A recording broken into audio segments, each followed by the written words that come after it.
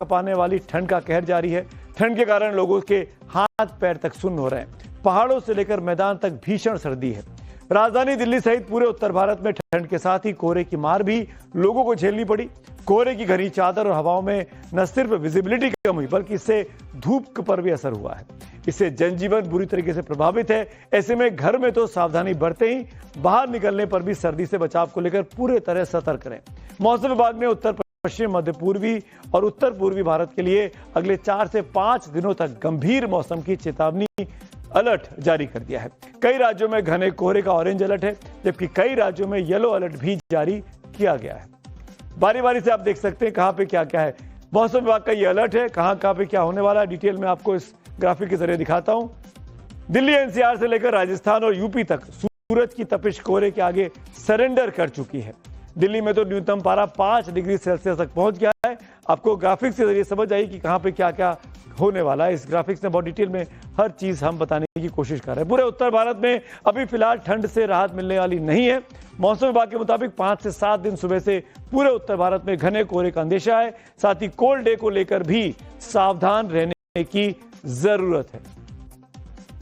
आने वाले 5 से 7 दिन डेंस फॉग सुबह के समय पूरा नॉर्थ इंडिया में चलता रहेगा। स्पेसिफिकली स्टेट वाइज बात करें, Punjab, Haryana, northern part of Rajasthan, Madhya Pradesh और उसके बाद उत्तर प्रदेश और बिहार, इन जगहों में डेंस फॉग होने का पूरा पॉसिबिलिटी है। इसके साथ ही cold day conditions, cold day mean जो इन जगहों में क्या है कि सूरज दिन के टाइम इतना निकल नहीं रहा और जनरली एक लेयर सा ही बना हुआ है, जिसके कारण ठंड में बीमारियां बढ़ जाती हैं। ठंडी हवा, कम धूप और घर के अंदर रहने से वायरस आसानी से फैलते हैं, जिससे सर्दी, जुकाम, फ्लू, ब्रोंकाइटिस के साथ साथ हार्ट अटैक का खतरा भी बढ़ जाता है। ऐसे में अस्पतालों में लोगों की भीड़ बढ़ेगी। खांसी, बुखार, सांस से जुड़ी बीमारियों के केस बढ़ेंगे। दवाइयों की डिमांड बढ़ेगी। दिल्ली के सरकारी अस्पतालों का हाल भी जानना आपको जरूरी है। नवभारत की टीम दिल्ली सरकार के बड़े अस्पताल लोकनायक जयप्रकाश नारायण अस्पताल पहुंची। सीधे मरीजों से पूछा कि क्या उन्हें पर्ची पर लिखी दवाइयां अस्पताल में मिल रही हैं। क्या कहा लोगों ने, आइए सुनते हैं। इस वक्त हम दिल्ली के एलएनजेपी अस्पताल के बाहर मौजूद है और लगातार हमारी टीम इस बात को लेकर पड़ताल कर रही है। क्या अस्पताल में सभी तरह की स्वास्थ्य सुविधाएं मिल रही हैं, क्या दवाइयों की कमी है? तो आपको बता दें कि यहाँ पर हजारों की संख्या में लोग अपने इलाज के लिए रोजाना पहुंचते हैं और ऐसे में न ही केवल दिल्ली बल्कि देश भर के कोने कोने से दिल्ली में इलाज के लिए लोग पहुंचते हैं। जिस वक्त यहाँ पर हम पहुंचे हैं, ये ओपीडी का समय है। भारी संख्या में जो पेशेंट्स हैं वो अलग अलग समस्याओं को लेकर पहुंच रहे। हमने बहुत लोगों से बात की। दवाइयाँ नहीं मिल रही। क्या दिक्कत हो रही है? दवाई एक दवाई मिली है और 5 दवाई नहीं मिली। क्या बोल रहे हैं अंदर? कह रहे है ही नहीं, आ ही नहीं रही पीछे से। अच्छा, तो जी। कहाँ से लेना पड़ रहा है? मेडिकल से लेना पड़ रहा। महंगी पड़ रही है? बिल्कुल महंगी दवाई है पेट के रोग की वजह से। हम लोग को दिखाया है तो फीस उस नहीं लगता है। अच्छा, तो दिखा लिए तो दवा बाहर से खरीदने के लिए। अच्छा, दवाई अंदर नहीं उपलब्ध है? नहीं, तो कहाँ, क्या डॉक्टर बोलते हैं? बोलते हैं बाहर से ले लीजिए। क्या बोलते हैं डॉक्टर? जाकर बाहर से खरीद लिए, पर्चा लिख कर दे दिए हैं और बाहर से अंदर दवाई उपलब्ध नहीं है? नहीं। बाहर महंगी मिल रही है दवाई? जी। दवाइयाँ आपको मिल रही हैं? इस पे मिल रही है मोदी पे से, आधी और आधी दे रहा है बस। आधी क्या बोलते हैं, कहाँ से लो दवाई?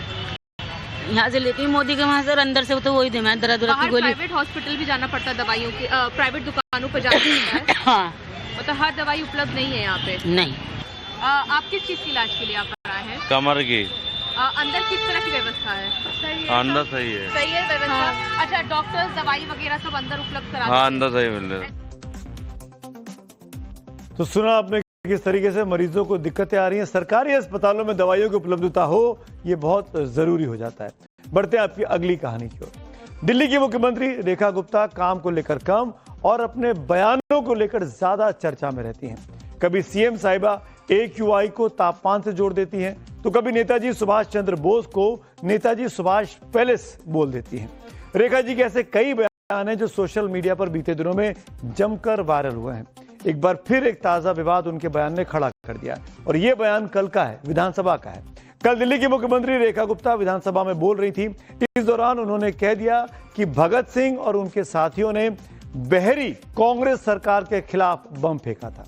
सीएम साहिबा की जुबान से निकले इस बयान से ऐतिहासिक तथ्य गलत हो गया। दरअसल भगत सिंह ने 1929 में ब्रिटिश असेंबली में बम फेंका था। तब अंग्रेजों का राज चल रहा था। दरअसल 26 साल बाद दिल्ली में बीजेपी की वापसी हुई है। रेखा गुप्ता को मुख्यमंत्री की कुर्सी पर बैठाया गया, लेकिन उनकी जुबान जैसे जैसे फिसल रही है, बीजेपी की उतनी ज्यादा किरकिरी हो रही है। ये सही है कि रेखा गुप्ता पहली बार विधायक बनी और सीधे सीएम बन गई। क्या कहा उन्हें, सुन लेते हैं। दिल्ली ने भगत सिंह, राजगुरु, सुखदेव, जब उन्होंने बहरी कांग्रेस की सरकार के खिलाफ असेंबली में बम फेंका था, उस क्रांति का बिगुल भी सुना है। रेखा गुप्ता के पीछे पीछे विवाद चलते रहते हैं, दौड़ते रहते हैं। अब बात करते हैं आखिर में इस चक्रव्यूह कार्यक्रम में पब्लिक व्यू की। आखिरकार पब्लिक को हमारी स्टोरीज पर क्या कहना है, उनकी राय को हम जरूर शुमार करते हैं। श्रीकांत पाटिल हमारे एक दर्शक हैं, अक्सर ट्वीट करते हैं, हमको पोस्ट लिखते हैं। वो लिखते हैं आज की मंदिर मस्जिद पर सियासत बंद हो, नेता सुधर जाएं। बहुत ही इंपॉर्टेंट बात श्रीकांत कह रहे हैं। और चक्रव्यूह के एक और दर्शक है गौतम पांडे, वो एसआईआर की स्टोरी पर कमेंट करते हैं। एसआईआर में एक भी सही वोटर का नाम कटना नहीं चाहिए। ये इंश्योर करना चाहिए चुनाव आयोग को और तमाम बीएलओस को जो जमीन पर इस वक्त काम कर रहे हैं। आपका राय भी, आपका सुझाव भी बड़ा स्वागत योग्य है। इसी नोट पर आज के चक्रव्यूह को यहां समाप्त करूंगा, लेकिन इस अपील के साथ, इस दरख्वास्त के साथ कि कल सुबह 12 बजे के आसपास सोशल मीडिया के प्लेटफॉर्म्स पर हमारा पोल आपके सामने हम रखेंगे और आप तय करके बताइएगा कि कल की उन 4 स्टोरीज में से किस स्टोरी को आप हमारी लीड स्टोरी के तौर पर देखना चाहेंगे। वो हम अपने कार्यक्रम में शुमार करेंगे और वो सुझाव अगर ज्यादातर लोगों ने माना तो वो हमारी लीड स्टोरी के तौर पर आपके सामने जरूर आएगी। तो फिलहाल आज के लिए मेरे साथ इतना ही। शुभ रात्रि।